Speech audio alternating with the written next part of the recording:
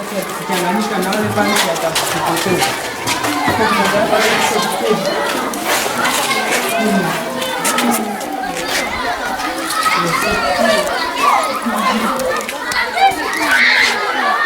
One classroom. One classroom. Children that don't have parents.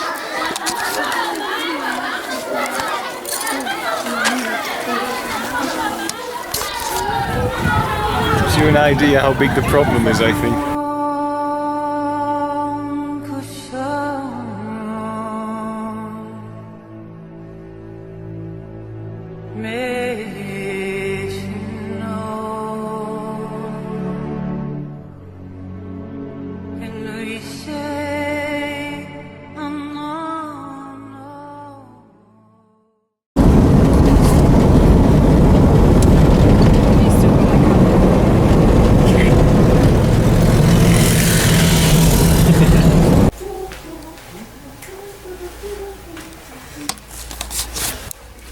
Just dropped off the food for BB. Mambo. But she's not around at the moment, so we've just dumped it in the house anyway. Should be safe. So. Now we can go to the primary school. What? How much? Let's go score.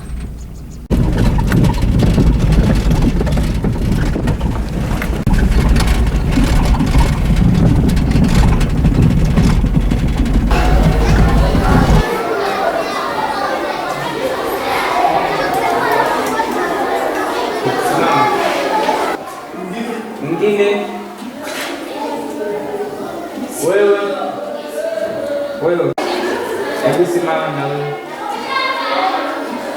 mwingine unaishi na wewe simama na wewe toka nje. Hey everyone, so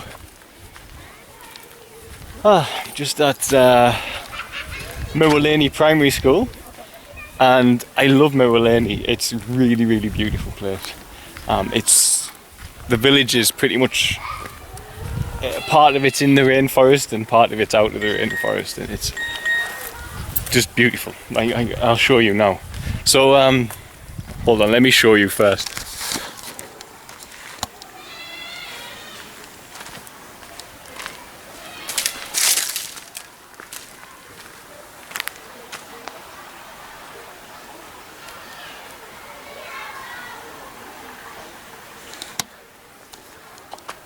And there's the school. So, much more aesthetically pleasing than most UK schools. All UK schools I've been to, actually, I dare say. So yeah, this is Miwaleni Primary School, and we've come because the head teacher said some children were in trouble. It's like 5 kilometers from Uchira, and they know about me because I've worked in this village helping people before, but I've never felt comfortable enough to come and say to the school, bring me the children in trouble. So the reason, there's communities I haven't visited in Tanzania and said that are close to us, because I know how much trouble they are in, and I never had the resources, or I didn't feel I had the resources, or I didn't feel that the fund was well known enough for me to even ask for the help that I would need in doing so. So I didn't want to raise people's hopes ultimately when I couldn't do anything. But now I'm feeling confident because we're getting quite a few people watching our YouTube videos and clicking on the Facebook page. So I'm stepping out to these communities, and I've come here and I said, look, who's your priority? And he said, the children who I have here, sorry, my phone's ringing, bad timing. He said, the children who I have here without parents, that's who I'll bring you first. So I said, okay, it's fine. And within seconds we've got each classroom he's going to, 5 here, 5 there, and it's the same old story, but it's more because it's a small school. I've got 25 children in the classroom without parents, and that has a knock-on effect. You know, they don't have they haven't paid school fees, so that means that the school, the reason they do this first is because children who don't pay school fees, the system works in a way whereas primary school is subsidised to the degree it's supposed to be free in Tanzania, but it doesn't work out that way. The families of the guardians and parents of the children have to pay levies for everything: staffing, for furniture, for food, for water, all of these things, even for security and stuff like that. That's like something that's expected to be paid, and in Uchira, that is, for all subsidised, is still 7 months rent for a family. So here, they are having the same problem. Sorry, I keep cutting somebody off. With the levies. So the children come here, but if you have a school where you have subsidised school fees, but nobody pays for the food, those parents who have paid for the food, eventually their child won't be able to eat at the school because there's not enough money to pay for the other children who haven't paid for the food as well. So what happens is, in history, what they've seen is that those parents who have paid for the children, their child then goes to school and they don't eat. So they then the next year they say, you know, I'm not paying either. And the whole thing falls in on itself, as you can imagine. So children have to pay fees. And the schools are increasingly forgiving if they have the funding to pay the food, or if they have enough land to grow enough food. But there still comes a point where they send the children home and they say, you can't work here, you can't come to this school anymore. And this is when the children end up working. So this is one of the confusing things about Tanzanian education. It's free according to the government, but as I said, in Uchira, for example, 7 months rent for primary school, and that's the free one. The secondary school is like some years 18 months rent for a child to attend that school. You can imagine it's just impossible for families. So on top of that, these 25 children will obviously then have no medical care. I can see from their clothing that they're struggling with that side of things. I can also start to recognise from various different, I'll do a video about it, but I can see nutritional issues with children now. I'm starting to understand when I see that as well. So kwashiorkor, extended stomach, stuff like that. And that's coming from, it's not the fact they're not eating, it's the fact they're only eating flour. And it's just a regular occurrence. So a lot of children live that way, unfortunately. Even like Dominic, before he came to me, had lived on flour and salt for a very long time. And he's HIV as well, so terrible for the body. So anyway, I'm at Miwaleni, and for all it's beautiful, it too has its troubles. But I'm hoping this is 25 children we can offer the support to. That's what we're here for, you know. And it's been a big week this week, because something I haven't announced publicly yet is that this week child number 300 joined the fund. 300. My head still it doesn't wrap around it, you know. I still just get up each day, go to where the help's needed and help those people. And at the same time, I'm collecting stuff and I'm collecting systems around me that I manage, and I'm not realising sometimes what's going on.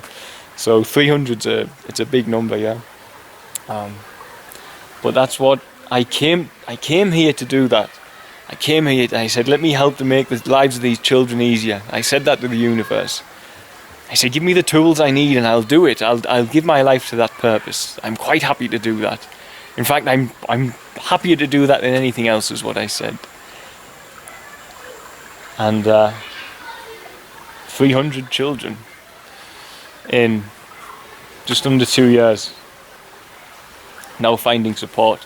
It's not under 2 years I've been here, but since the fund began officially. So anyway, so this is the beautiful Miwaleni, and that was my beautiful news that I had this week that I haven't shared yet. And I'm going to get back off and help the guys to do some work rather than hanging around this beautiful river, the rainforest, which I could quite happily sit around all day. But I best go and do some work. Look at that. It's stunning. Stunning. Okay, so this is the place. I spent a lot of time in this rainforest last year, but I didn't have a video camera, so I'm going to come back and do some videos, because it's amazing. You can have a really good interaction with the baboons down here. The children can call them for you and speak to them. It's a really, really mesmerizing experience and magical experience. So anyway, let me get back to the school, back to reality, as I often say. The world enjoys fantasy, but reality is what we all need, yeah? Yeah. So you'll see two faces that are unfamiliar to you here. This is Yona and David, her significant other. And they met me in Uchira 2 years ago, and I'll get them to tell you a little bit what it was like then, because, well, what was it like when you came last time? It was completely different. It was completely, wasn't it? It was just me, yeah. Pretty much. There was just me and just trying to help individuals at the time, yeah. So the reason they were in Uchira is many years ago. How long ago? 2009. 2009. Ironically, back to where it began in Tanzania for Yona, she came to Miwaleni to build... We built those toilets over there. Okay, with, who was it with? World Challenge. With a thing called World Challenge, and they built this school's toilets, these here. So, then they returned to the area, and they returned to Uchira, and unfortunately they had some trouble last time they were in Tanzania. Do you want to tell them what happened to you? Yeah. Sorry to bring up your dark past in Tanzania. Yeah, well, we'd raised some money to help this school again. We were going to build them a new classroom. And we were worried about sending the money ahead of us in case it disappeared in the meantime. So we were travelling with the money, and we took a taxi, and some extra men got in the taxi, and they ended up with all of our money. Yeah. It wasn't a very pleasant experience, but no one was hurt. So. But you got to meet me in the end. And we got to John. John looked after us. so yeah, wasn't. Well, yeah. So they weren't around here when that happened. They were in the capital city, and then they came to stay. I'm just getting out of the way of the sun because it's unbelievably hot today. Yeah? They came to stay in Uchira with myself. So so it all began with this school, and ironically they've just come back 2 days ago, and now they're here helping Uchira Children's Fund, because, as I say, when they were here last, the fund didn't exist. It was just me helping individuals in Uchira, and there was nothing. So they've gotten a little bit of a shock, I think. Things developed nicely now. Nice shock. Pleasant surprise. Pleasant surprise, you say, yeah?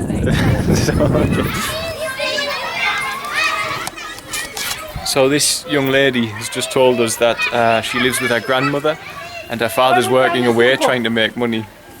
But she's told us that they really have a hard life because her sister is disabled. So we are going to go and see to this as soon as we can. Because I know how difficult it is with a special needs child here, and if there's a grandmother caring for a special needs child and another child, I know they're going to be in trouble, so we're going to go and see them anyway, see how they are. Jina lako nani? Sema hello. Sema hello. Oh, fully. A little bit shy, so anyway, you'll probably be seeing more of this little one as we go off and do the rest.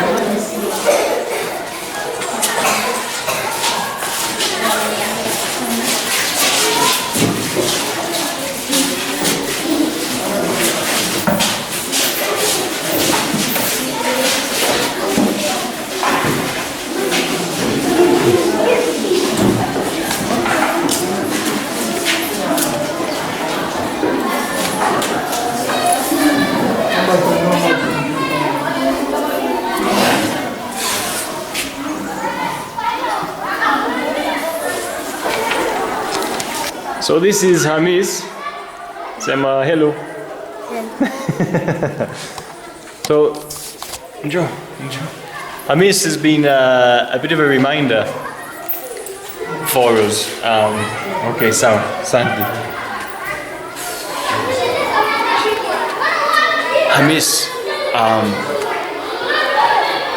Hamis has just been one of my biggest reminders of where I am geographically. So I've never come across this yet, but his father was in that forest where I've been getting video footage today. And whilst he was out collecting firewood in the forest, he was attacked by a leopard, and he subsequently lost his life from the attack from this leopard. So his father was killed by a leopard in the rainforest here. I sometimes become absent-minded. I've walked in this forest, I've spent quite a bit of time in this forest actually. So we're leaving Miwaleni Primary, and we have around about 30 children who need some support from the fund. So it's been a productive morning, afternoon. So.